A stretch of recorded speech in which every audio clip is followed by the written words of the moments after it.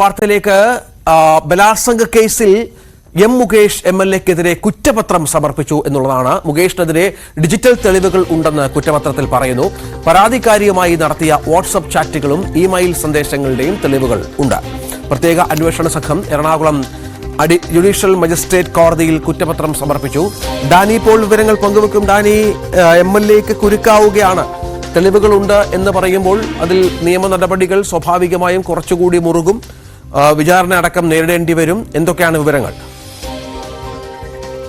രഞ്ജിത്ത്, പ്രത്യേക അന്വേഷണ സംഘമാണ് എറണാകുളം ജുഡീഷ്യൽ മജിസ്ട്രേറ്റ് കോടതിയിൽ അപ്പോൾ കുറ്റപത്രം കഴിഞ്ഞ ദിവസം സമർപ്പിച്ചിരിക്കുന്നത്.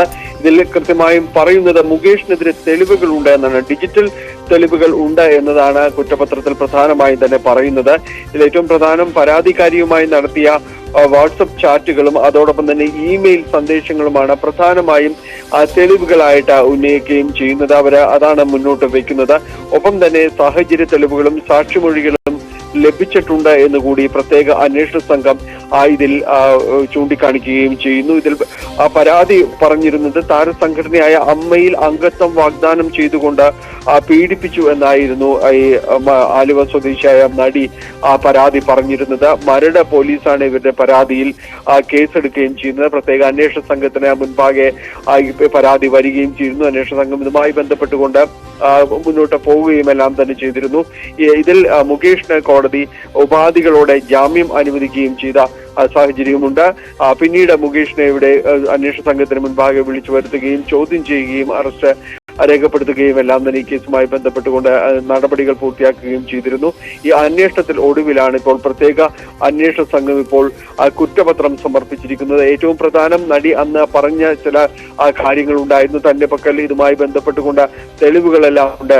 പല കാര്യങ്ങളും ഫോൺ സന്ദേശങ്ങൾ അടക്കമുള്ള കാര്യങ്ങളുണ്ട്. ഇത് അന്വേഷണ സംഘത്തിന് കൈമാറും എന്നതടക്കമുള്ള കാര്യങ്ങൾ അന്ന് പറയുകയും ചെയ്തിരുന്നു. ഇതിലേക്ക് പോവുകയും എല്ലാം തന്നെ ചെയ്തിരുന്നു. മുകേഷിന്റെ അഭിഭാഷകൻ മുകേഷും എല്ലാം തന്നെ ഇതിനെ ഡിഫെൻഡ് ചെയ്ത പ്രധാനമായും തന്നെ ഇതിൽ പണം ആവശ്യപ്പെട്ടുകൊണ്ടുള്ള ചില സന്ദേശങ്ങളായിരുന്നു എന്നതടക്കമുള്ള കാര്യങ്ങളാണ് ഉന്നയിക്കുകയും എല്ലാം തന്നെ ചെയ്തത്. കോടതിയിൽ അവർ അത് പറയുകയും ചെയ്തു. ഇത്തരം സന്ദേശം ഈ ചാറ്റുകൾ ഡിജിറ്റൽ കാര്യങ്ങളെ നിരാകരിക്കുകയല്ല, പക്ഷേ ഇതിൽ പണം ആവശ്യപ്പെടുകയായിരുന്നു എന്ന കാര്യങ്ങളടക്കമുള്ള കാര്യങ്ങളായിരുന്നു കോടതിയിൽ അവർ ഉന്നയിക്കുകയും ചെയ്തത്. എന്തായാലും മുകേഷ് കേസുമായി ബന്ധപ്പെട്ടുകൊണ്ട് ജാമ്യം അനുവദിക്കുകയും മറ്റു കാര്യങ്ങളും ഉണ്ടായിരുന്നു. ഇപ്പോൾ കുറ്റപത്രം സമർപ്പിച്ചിരിക്കുന്നു എന്നതാണ് ഏറ്റവും സുപ്രധാനമായ ഒരു കാര്യം. അതിൽ പറയുന്നത്, ഇതിൽ മുകേഷ് നേരത്തെ രഞ്ജിത്ത് സൂചിപ്പിച്ചതുപോലെ എംഎൽഎക്ക് അത് കുരുക്കാകുന്ന ഒരു നടപടിയിലേക്ക് അടക്കം കാര്യങ്ങൾ നീങ്ങിയിരിക്കുന്നു. കാരണം ഇതൊരു ഒട്ടേറെ രാഷ്ട്രീയ വിവാദങ്ങളടക്കം ഉന്നയിക്കപ്പെട്ടിരുന്ന ഒരു രാഷ്ട്രീയപരമായ പല പ്രത്യാരോപണങ്ങളിലേക്കെല്ലാം തന്നെ പോവുകയും മുകേഷ് ഒരുപാട് പ്രതിരോധത്തിലാകുകയും ചെയ്തിട്ടൊരു സംഭവമായിരുന്നു ഇത്. അതിൽ ഇപ്പോൾ വളരെ നിർണായകമായിട്ട് തന്നെ അന്വേഷണ സംഘം കുറ്റപത്രം സമർപ്പിച്ചിരിക്കുന്നു എന്നത് തന്നെയാണ്.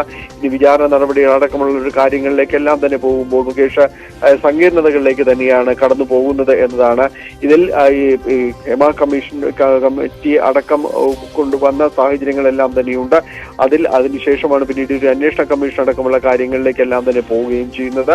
അതിൽ പ്രത്യേക അന്വേഷണ സംഘത്തിന്റെ ഒരു നടപടി എന്ന രീതിയിലേക്ക് തന്നെ ഇതിനെ നമുക്ക് കാണാം. രഞ്ജിത്ത, ശരി.